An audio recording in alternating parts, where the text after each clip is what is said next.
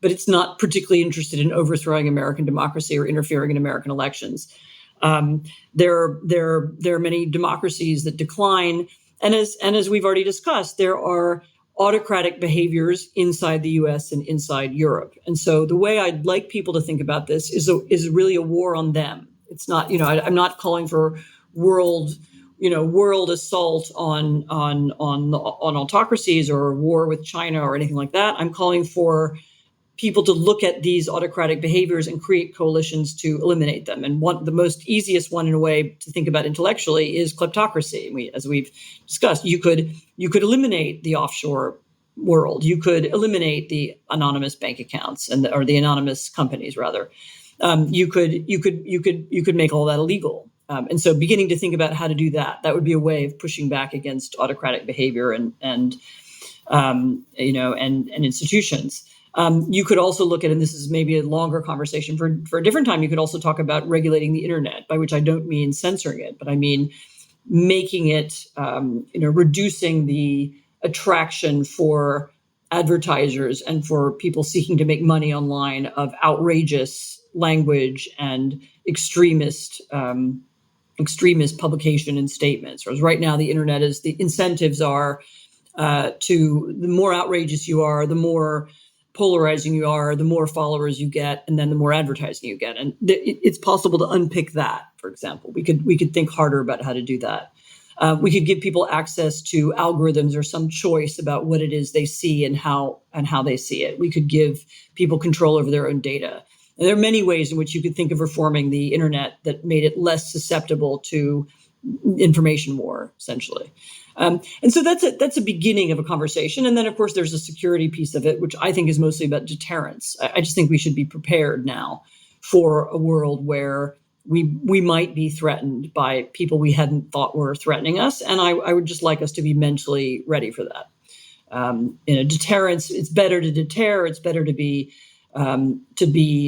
militarily powerful in order to ward off attack than it is to be attacked. So getting people to think in those terms, how do we adjust our societies? How do we adjust our government so that we're better equipped for the new world? That's really the purpose of the book. If you were an American politician making the case for why it's important to eliminate anonymous bank accounts, eliminate offshore accounts, regulate the internet, and deter, what would you say? Secret foreign oligarchs are stealing money and laundering it through our economy and our political system, ripping off Americans and trying to change how we talk about politics. I mean, I think I think there's a good case. And you could. There are people who do it. There are people who make the case. It just hasn't really risen to the level of high politics yet. And another beat, unless we stop these secret foreign oligarchs from stealing money, they will entrench themselves in power and undermine our interest abroad and try to bring down our own democracy. Yeah, no, I mean, and as I've said, I mean, it's not theoretical. I mean, that's what's happening. That problem is already here. And I again described on the international scene in my book Autocracy Inc. and described the beginning of a description of how it works inside the United States in our podcast, Autocracy in America. Back to history, is this an ancient conflict between democratic and illiberal values, or has the new technology and new interdependence changed the debate? I mean, it's as old as Greece and Rome in a certain sense. I mean, you again, as we've discussed, I mean, you can get the same kinds of issues in Livy or Tacitus as you get in modern politics. So in some sense, the contest between these different ways of seeing politics has always been there. You can argue, and actually also one of the arguments of the book, that the nature of modern technology has made is right now, I mean, not indefinitely, but at the moment is working in the autocrats' favor. So whether it's the rise of surveillance technology, whether it's the particular structure of the internet, which I think works for them too, whether it's the proliferation of I think this is coming actually, drone technology and other forms of military technology that are cheap and accessible. I mean, I think all those things are going to work in the direction of autocracy and also in the direction of chaos. So again, being prepared for it, thinking of what the technological and political solutions are, better to do that now than when it's too late. Back to the U.S., does democracy hinge on individual elections and small contingencies? Ken Burns was at the National Constitution Center earlier this week in an unforgettable Liberty Medal, and he recalled that Berlin in 1932 seemed like the apotheosis of civilization, and the following year, not so much. Did democracies tend to fall through single elections or slowly over time?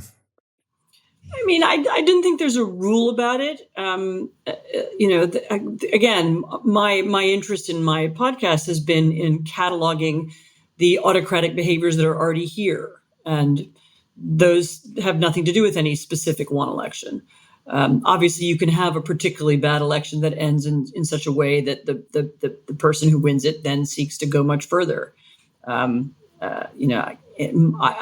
think whoever wins our election this year, the task of rebuilding democracy and fixing some of these institutions, whether financial or informational, remains. I mean, it doesn't matter who the president is. It's a big task for all of us. We, the people listeners, are lifelong learners, and I know are listening closely to all the learning you're spreading. Let me end by inviting you to give them homework. Why is it important to learn about the international dimensions of threats to democracy, to focus on kleptocracy in order to preserve liberal democracy? Because the global is local, because you think this is happening on palm-fringed Caribbean islands. Actually, there are U.S. states that allow people to launder money, famously Delaware, and now South Dakota and others that have created mechanisms that allow people to hide money. If you care about it, you should tell your politicians that you do. You should think about who you vote for. Are they people who are going to push back against the interests that want to maintain those systems?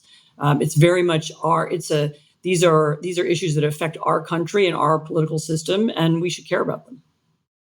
Thank you so much, Anne Applebaum, for educating and illuminating threats to democracy at home and abroad in your work and in your great new book, Autocracy, Inc. Anne, thank you so much for joining. Thank you. Today's episode was produced by Lana Ulrich, Samson Mastashari, and Bill Pollack. It was engineered by Bill Pollack. Research was provided by Samson Mastashari, Cooper Smith, and Yara DeRese. Please recommend the show to friends, colleagues, or anyone anywhere who's eager for a weekly dose of civil and thoughtful and deep constitutional illumination and debate. Sign up for the newsletter at constitutioncenter.org/connect. And always remember, whether you wake or sleep, that the National Constitution Center is a private nonprofit, that we rely on your generosity, your passion, your engagement. Show that passion and engagement by becoming a member at constitutioncenter.org/membership. Give a donation of any amount, $5, $10, or more, to support the work, including the podcast, at constitutioncenter.org/donate. On behalf of the National Constitution Center, I'm Jeffrey Rosen.